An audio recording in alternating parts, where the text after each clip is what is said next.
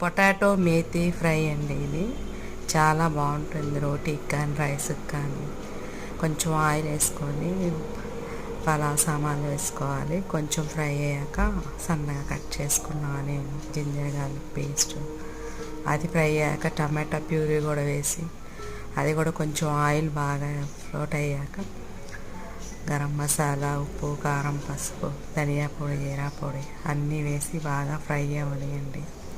ఒక 5 మినిట్స్ అలా ఫ్రై అయ్యాక సన్నగా కట్ చేసుకున్న పొటాటో క్యూబ్స్ కూడా వేయాలి.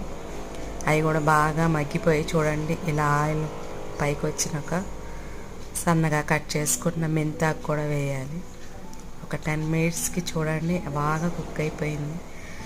లాస్ట్లో ఫినిషింగ్ అప్పుడు కొంచెం బటర్ వేసుకొని ఇంకొక 2 మినిట్స్ అలా టాస్ చేస్తే ఆలు మేతి కర్రీ రెడీ అయిపోతుంది.